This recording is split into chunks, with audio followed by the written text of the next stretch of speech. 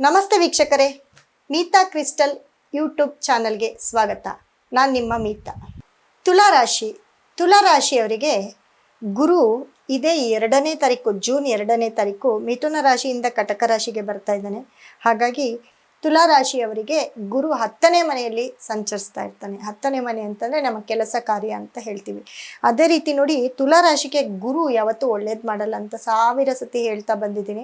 ಅದೇ ರೀತಿ ಯಾಕಂದರೆ ಅವನು 3ನೇವನಾಗಿ 6ನೇವನಾಗಿ, ಯಾಕಂದರೆ 3ನೇ ಮನೆ ಧನಸ್ಸು ರಾಶಿಗೆ ಅಧಿಪತಿಯಾಗಿ, ಅದೇ ರೀತಿ 6ನೇ ಮನೆ ಮೀನ ರಾಶಿಗೆ ಅಧಿಪತಿಯಾಗಿ ಅವನು 10ನೇ ಮನೆಗೆ ಬಂದಾಗ ಎಲ್ಲೋ ಒಂದು ಕಡೆ ಕೆಲಸ ಕಾರ್ಯದಲ್ಲಿ ತೊಂದರೆ, ಕೆಲಸಕ್ಕೆ ಹೋಗೋ ಜಾಗದಲ್ಲಿ ಜಗಳವನ್ನು ತಂದಿಡ್ತಾ ಹೋಗ್ತಾನೆ. ಕೆಲಸ ಮಾಡೋ ಜಾಗದಲ್ಲಿ ಜಗಳ, ಅಥವಾ ವರ್ಕರ್ಸ್ ಹತ್ರ ಜಗಳ, ನಮ್ಮ ಕೈಗಳ ಕಡೆ ಕೆಲಸ ಮಾಡೋರ ಹತ್ರ ಜಗಳ, ಅಥವಾ ನಮ್ಮ ಮೇಲಧಿಕಾರಿಗಳಿಂದ ಜಗಳ, ಯಾವುದಾದ್ರೂ ಒಂದು ಕಿರುಕುಳ, ಈ ಕೆಲಸ ಅನ್ನೋ ವಿಚಾರದಲ್ಲಿ ಬಹಳಷ್ಟು ಕಾಂಟ್ರವರ್ಸಿಯನ್ನು ತಂದಿಟ್ಬಿಡ್ತಾನೆ ಗುರು. ಹಾಗಾಗಿ ಕೆಲಸ ಕಾರ್ಯ ವಿಚಾರದಲ್ಲಿ ಬಹಳಷ್ಟು ಕೇರ್ಫುಲ್ ಆಗಿರ್ಬೇಕಾಗತ್ತೆ. ಕೆಲಸವನ್ನು ಕೊಡ್ತಾನೆ, ಅದು ಅತಿ ಹೆಚ್ಚು ಕೆಲಸವನ್ನು ಕೊಟ್ಟು ಎಲ್ಲೋ ಒಂದು ಕಡೆ ನಮ್ಮನ್ನು ಸುಸ್ತು ಮಾಡೋದು, ನಮ್ಮನ್ನು ದಣಿವು ಮಾಡೋದು, ಎಲ್ಲೋ ಒಂದು ಕಡೆ ನಮ್ಮ ಆರೋಗ್ಯದ ಮೇಲೆ ಸಮಸ್ಯೆ ಬೀರ್ತಾ ಹೋಗೋದು, ಇದೆಲ್ಲವೂ ಕೂಡ ಆಗುತ್ತೆ ತುಲಾರಾಶಿಯವರಿಗೆ.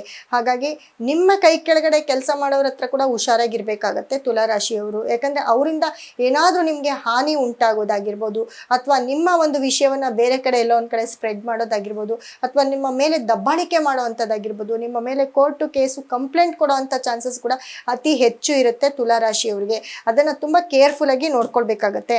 ಮತ್ತು 10ನೇ ಮನೆಯಲ್ಲಿ ಕೆಲಸ ಕಾರ್ಯವನ್ನು ತುಂಬ ಚೆನ್ನಾಗಿ ಕೊಡ್ತಾನೆ ಅಂತ ಹೇಳ್ಬೋದು. ಆದರೆ 10ನೇ ಮನೆ ಕೆಲಸ ಕಾರ್ಯವನ್ನು ಕೊಡೋದ್ರಿಂದ ಎಲ್ಲೋ ಒಂದು ಕಡೆ ನಮ್ಮನ್ನು ತುಂಬ ಕುಗ್ಗಿಸ್ತಾ ಹೋಗ್ತಾನೆ. ಕೆಲಸ ಕಾರ್ಯದಲ್ಲಿ ಜಗಳವನ್ನು ತಂದಿಕ್ತಾನೆ, ತೊಂದರೆಯನ್ನು ತಂದಿಕ್ತಾನೆ.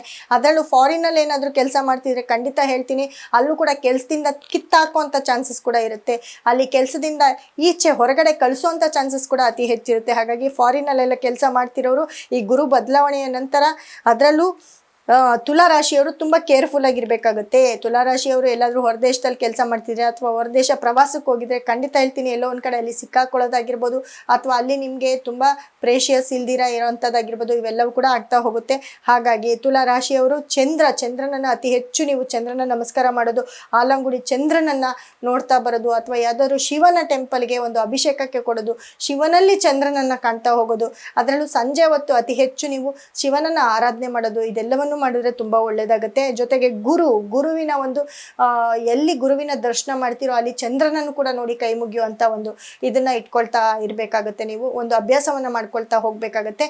ಮತ್ತು ಗುರುವಿನ ಒಂದು ದರ್ಶನ, ಆಲಂಗುಡಿ ಗುರು ಟೆಂಪಲ್ಗಾದರೂ ಹೋಗ್ಬೋದು, ಅಥವಾ ನಿಮ್ಮ ಮನೆಯ ಅಕ್ಕಪಕ್ಕದ ಯಾವುದೇ ಗುರುಗಳ ಒಂದು ದರ್ಶನ ಮಾಡಿದ್ರು ಕೂಡ ತುಂಬ ಒಳ್ಳೆಯದಾಗತ್ತೆ.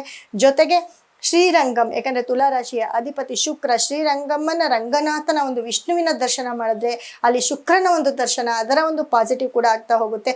ಯಾಕಂದರೆ ಈ ಎಲ್ಲ ಕೆಲಸ ಕಾರ್ಯಗಳಲ್ಲೂ ಕೂಡ ನಿಮಗೆ ಚಂದ್ರ ಮತ್ತು ಗುರು ಮತ್ತು ಶುಕ್ರನ ಒಂದು ಪಾಸಿಟಿವ್ ಬೇಕಾಗುತ್ತೆ.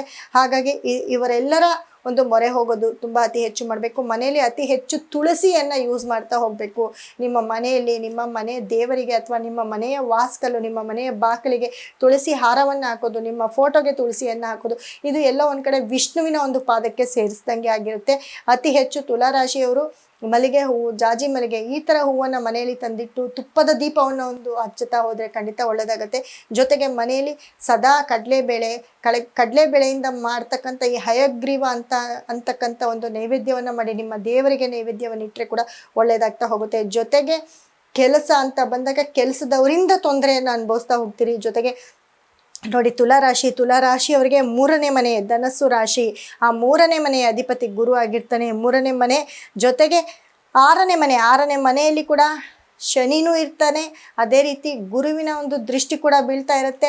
ಅಲ್ಲೂ ಕೂಡ ಎಲ್ಲೋ ಒಂದು ಕಡೆ ಜಗಳ, ಕದನ, ಮನಸ್ಸಿಗೆ ನೆಮ್ಮದಿ ಇರ್ತಕ್ಕಂಥದ್ದು, ಒಂದು ಮಾತಾಡಿದ್ರೆ ಹೆಚ್ಚಾಗೋದು, ಒಂದು ಮಾತಾಡಿದ್ರೆ ಕಮ್ಮಿ ಆಗೋದು, ಮಾತಾಡ್ದಿರ ಇದ್ದರೆ ಅದು ಒಂದು ತೊಂದರೆ ಆಗ್ತಕ್ಕಂಥದ್ದು, ಇವೆಲ್ಲವೂ ಕೂಡ ಆಗ್ತಾ ಇರುತ್ತೆ. ಕೋರ್ಟು ಕೇಸು ಕಂಪ್ಲೇಂಟ್ ಏನಾದರೂ ಇದ್ದರೆ ಖಂಡಿತ ಹೇಳ್ತೀನಿ, ಅದು ಕೂಡ ಎಲ್ಲೋ ಒಂದು ಕಡೆ ನಿಮ್ಮ ತಲೆನೋವು, ನಿಮ್ಮ ದುಡ್ಡನ್ನು ಅಧಿಕವಾಗಿ ಖರ್ಚು ಮಾಡಿಸೋವಂಥ ಟೈಮು ಇದಾಗಿರುತ್ತೆ. ಹಾಗಾಗಿ ಗುರು 10ನೇ ಮನೆಯಲ್ಲಿ ಯಾವುದೇ ಒಂದು ರಿಸಲ್ಟನ್ನು ಕೊಡೋದಿಲ್ಲ. ತುಂಬ ಕೇರ್ಫುಲ್ ಆಗಿರಬೇಕಾಗುತ್ತೆ. ಜೊತೆಗೆ ಗುರುವಿನ ಒಂದು ಅನುಗ್ರಹ ನಿಮಗೆ ಬೇಕಾಗಿರೋದ್ರಿಂದ ಇದೇ ಗುರುವಿಗೆ ಸಂಬಂಧಪಟ್ಟಂತಹ ಈ ಒಂದು ಶ್ರೀಚಕ್ರವನ್ನು ನಿಮ್ಮ ಮನೆಯಲ್ಲಿ ಇಟ್ಟು ಪೂಜೆ ಮಾಡಿ, ಸದಾ ನಿಮಗೆ ಅನುಗ್ರಹವಾಗಿ, ಜೊತೆಗೆ ಶುಕ್ರನು ಕೂಡ ಅದರಲ್ಲಿ ವಾಸಿಸಿರೋದ್ರಿಂದ, ಈ ಶ್ರೀಚಕ್ರ ಅಂತ ನಾವೇನು ಹೇಳ್ತೀವಿ ಅದರಲ್ಲಿ ಶುಕ್ರನ ಒಂದು ಅಂಶವೂ ಇರೋದ್ರಿಂದ ಖಂಡಿತ ನಿಮಗೆ ಒಳ್ಳೆಯದಾಗುತ್ತೆ ಅಂತ ಹೇಳ್ತಾ ಮುಂದಿನ ರಾಶಿ ಬಗ್ಗೆ ಮಾತಾಡೋಣ. ಧನ್ಯವಾದ.